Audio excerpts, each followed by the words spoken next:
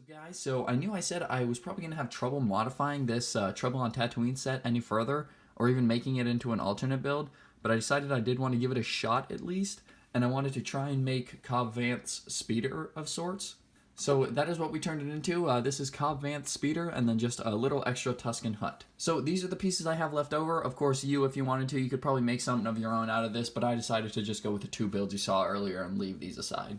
So to get into the builds, we will go over the better one of the two, and this is my Lego Cobb Vanth Speeder, and this is using only pieces from the Trouble on Tatooine set. Now, of course, it isn't perfect because I was limited by the pieces I had, but from the first design that I have of trying to make a Cobb Vanth Speeder to this last final design, it is an immense, crazy improvement.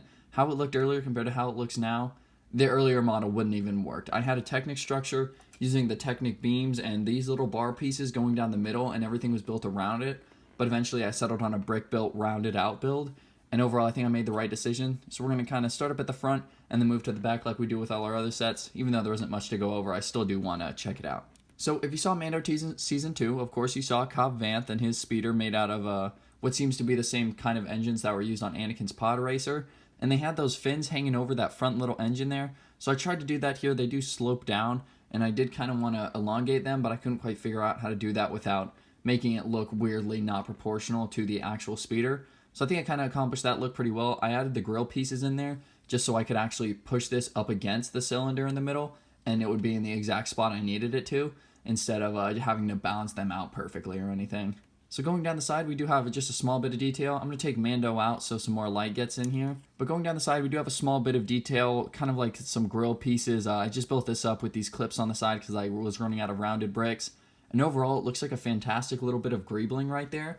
And then I did give Mando a small little dashboard. I know Cobb Vanth Speeder doesn't have like a dashboard with a HUD or anything, but I did use that clear brick to indicate some kind of control panel. Then his seat where he actually attaches is pretty basic. It's just 4 studs attached into the main structure, so it'll be structurally sound. But the backrest of the chair, I'm actually pretty happy with. This is something they'd kind of find on like a Corellian craft, and the only reason I say Corellian is because it's got that signature yellow that you see on the Falcon and other Corellian Corvettes, CR90, in some movies and TV shows. So with that chair, it does actually also fold all the way back. So in universe, if Mando's sitting on here or Cobb Vanth realistically, I'd imagine that this would be the way he'd dismount rather than his control panel in front of him coming down. But next to his little chair, I maintained the little hanging backpack and Baby Yoda carrier feature because I really like that and I didn't want to take that apart.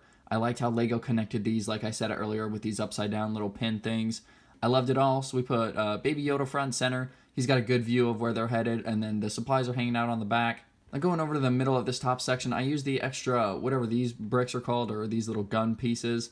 I use these as some kind of just piping going around, making it look a bit more rough and rugged, like it was really crafted together from numerous different things, and that it isn't just a perfect little pod racer or speeder build. Going down the side, you can see this is where a decent amount of my sloped bricks went to, was just kind of round out the outside. I couldn't figure out too much extra detailing or greebling to add back here, so I just rounded it out and made it look pretty neat. Now it does kind of look like a boat with this little sink down here, but that just kind of stabilizes it, and it doesn't even look too bad when it's sitting on the ground like that. Now my favorite little part of this speeder is the rear. I couldn't figure out, so the biggest part I had trouble with was figuring out how I could make an engine and how it could look like it has engine plume out of just the pieces I had. And I had the fire piece, and then one extra came with the set. So I knew those were pretty much the only options to make something look like it had thrust. And this is where I ended up with, and overall, I think it looks really good. Like after I put this together and put it on the speeder, and then I put Mando in his seat and it was all finally put together, I instantly texted my friend and I had to tell him how excited I was about this build and how cool it looked to me. So I'm super excited about this engine. This engine looks great. It's just coming right out the sides. The fire's going right up the sides. It slopes up to the back and it continues the design going down the middle of the actual, engine pod here. So this little grill section and then Mando's chair area are my 3 favorite parts of this entire set. They look the most complete to me, look the most finished, and they look like they make the most sense, despite it just being an alternate build, being very restricted with pieces. I think this set actually looks pretty Star Wars-y, whereas up here, I still think it looks great, of course. I'm in love with my own build, but it could be improved if I were using pieces not from the set. So I wanted to make Mando's chair to where it wouldn't damage his cape too bad when he was sitting in it, because I hate having to take off the cape and take off the helmet and all that fancy jazz just to put my character in their seat for 2 minutes when I'm playing with it or anything. So I wanted to try and design this chair to where I could leave the cape on the minifigure and it wouldn't be getting damaged. And overall, you can see, we'll try and get in there, it is at a small angle, so it is getting indented just a little bit. So if you're okay with that damage, that's okay. But other than that, it's not folding it or creasing it anywhere other than that one little spot on this clip here. So of course, it could be better because it does damage it a little, but I think this is the best I'm going to get with the pieces I had while still maintaining a good chair design. Alrighty guys, so apart from the speeder, I did want to try and make one other build. And with the pieces I had, I decided I could still make a Tuscan Raider Hut. I had the 2 circular pieces that were sitting on the bottom, those 2 big half circle tan pieces.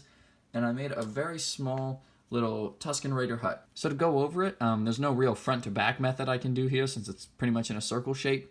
But on the front, I did want to kind of still have a fire, so I used the extra little hinge pieces and whatever this little arm is called to emulate some firewood or some stones maybe surrounding the fire. Of course, it's not lit at the moment, but I think that this works well for a small bit of detail. And if I had a few more of these exact bricks, I could probably fill it up just a little bit better. And I did want to put the frying pans and bones somewhere just so I wouldn't have those sitting out on my desk or sitting in some bag.